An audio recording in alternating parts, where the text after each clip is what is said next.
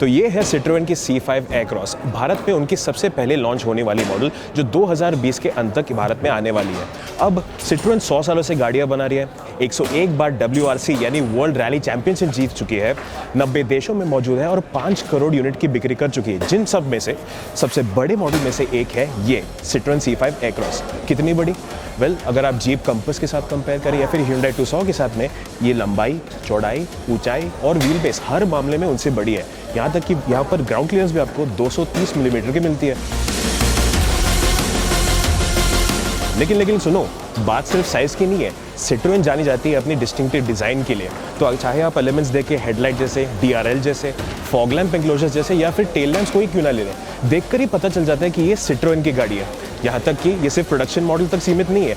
अगर आप उनके WRC यानी वर्ल्ड रैली चैंपियनशिप गाड़ी को भी देखेंगे तो कुछ ऐसे लुक आपको दिखाई देगा। लेकिन Citroën डिजाइन के अलावा कंफर्ट को अपने मेन सेलिंग पॉइंट्स में से एक मानती है। इसके लिए C5 Aircross में आपको मिलता है प्रोग्रेसिव हाइड्रोलिक सस्पेंशन, जो खराब रास्तों पर भी बिल्कुल कंफर्टेबल राइड देने का दावा करती है। और बात सिर्फ सस्पेंशन की नहीं है, सीट की कुशनिंग, सीट पर लगा अपहोल्स्ट्री या फिर कैबिन की लेआउट को देखें तो मन में एक शब्द उभर के आती है, सिंप्लिसिटी। C5 Aircross अंदर से क्लीन, सिंपल और फंक्शनल लगती है, और फंकी भी, क्योंकि अंदर से गाड़ी काफी यूनिक लगती है। जगह जगह पर आपको स्क्वायर डिजाइन पैटर्न दिखाई देगी, चाहे वो AC वेंट्स पर हो, हॉर्न पैड पर हो या फिर स्टीयरिंग पर लगे कंट्रोल्स हो। रियर सीट अपने आप में एक यूनिक फीचर है, क्योंकि इसे 3 हिस्सों में बांट दिया गया है। और हाँ, ये सीट्स स्लाइड और फोल्ड भी हो जाती है। और तो और आपको इसमें मिलेगा 580 लीटर से लेकर के 720 लीटर का बूट, क्योंकि बूट फ्लोर की गहराई भी एडजस्टेबल है। फीचर्स की बात करें तो इसमें मिलेगा आपको 8 इंच का टच स्क्रीन, 12.3 इंच का TFT instrument cluster, jeep compass जैसे पैनोरामिक सनरूफ, DRLs और 17 से 18 इंच के एलॉय व्हील्स। लेकिन इनमें से कौन से फीचर्स इंडिया स्पेक मॉडल में आएंगे और कौन सी नहीं, ये हम लॉन्च के समय ही समझ पाएंगे।